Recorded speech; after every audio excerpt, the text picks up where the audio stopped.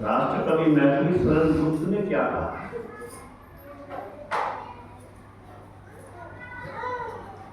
नर हो निराश करो मन को, कुछ काम करो, कुछ काम करो, जग में रहकर कुछ मान।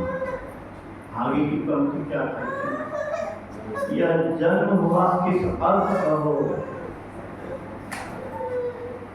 ये जन्म किस लिए हुआ है? मनुष्य शरीर इस विचारो। यह जन्म हुआ किस अर्थ का हो? समझो जिसमें यह व्यर्थ न हो, बेकार नहीं हो। जाने आने वाले पर निगाह नहीं होनी चाहिए, संतों के ज्ञान पर मन कीजिए। व्यर्थ कैसे होगा भाई? जब कुछ नहीं जाएगा तो व्यर्थ से मिलवा, समझ रही हो? जाने लगोगी तो कुछ नहीं लेके जाओगी तो जन्म बेकार करा। यही गुप्त जी कहते हैं, यह जन्म हुआ किस अर्थ का हो? समझो इसमें यह व्यर्थ नहीं।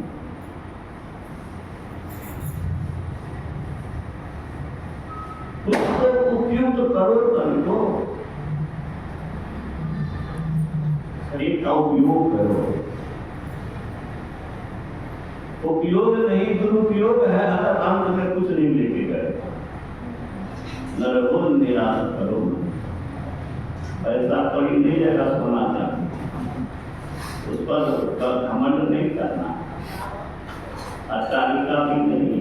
सरपति खरपति अंतिम में यही कहते जाता है कि मेरे पास सब कुछ है, लेकिन कोई मेरे काम नहीं आ रहा है, सब व्यर्थ सिद्ध हो रहा।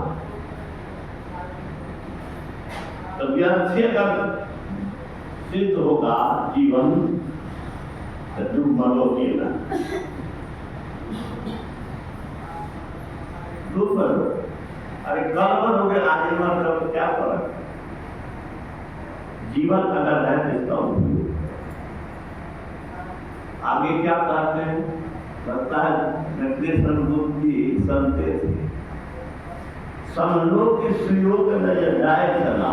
समझ जाओ कि अवसर सुयोग अच्छा संयोग मिला है। क्या मिला है? मनुष्य शरीर मिला, ये सत्संग मिला, ज्ञान मिला, ऐसे गुरु मिले, और इसका उपयोग करके अगर अपने को दुखों से निकाल न लिया तो बेकार चला। समझो कि सुयोग न जाए चला, कब व्यर्थ हुआ सब उपाय। अच्छा उपाय करोगे तो बेकार कैसे जाएगा? ये बात भगवान कृष्ण ने कहा ना, नेहाभिकरण स्वस्ति प्रतिवायन विद्यते स्वल्पम पश्य धर्मस्य त्रायते महतो भया। भक्ति का बीज, योग का बीज अपने अंदर में जो डाल दिया वह बेकार नहीं जाएगा। खेत जोतते छोटो जोतना बेकार हो गया, बहुत विद्या अर्जन किया, माथा खराब हो गया, बेकार हो गया। लेकिन ईश्वर से के दरबार में जो प्रेम करेगा, ईश्वर की भक्ति करेगा, ईश्वर को पाने का जो यत्न करेगा, भगवान कृष्ण क्या कहते हैं?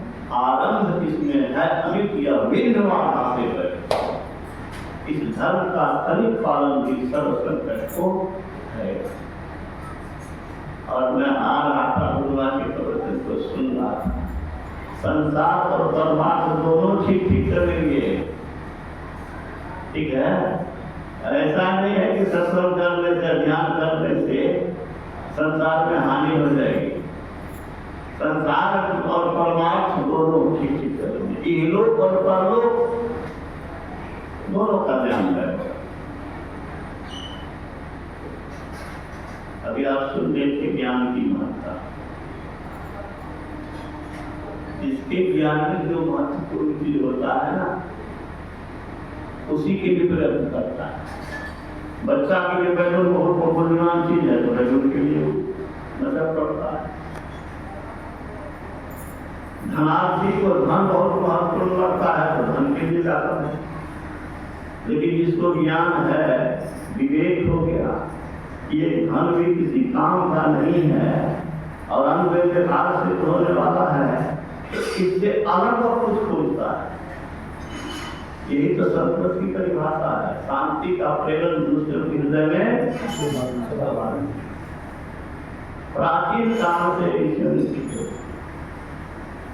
और इसकी प्राप्ति के उपाय को उपनिषदों में लिखा और उसी को संतों ने बताया। जो उपनिषद वाली है, शांति कौन नहीं चाहता है? अगर देह में बीमारी है, शांत रह सकोगे। कोई परेशानी है, शांत रह सकोगे। शांत वही है कोई भय नहीं है, कोई अभाव नहीं है, कोई परेशानी नहीं है। ठीक है, यह अवस्था संसार में पाने योग्य, संसार की किसी भी उपलब्धि में पाने योग्य नहीं।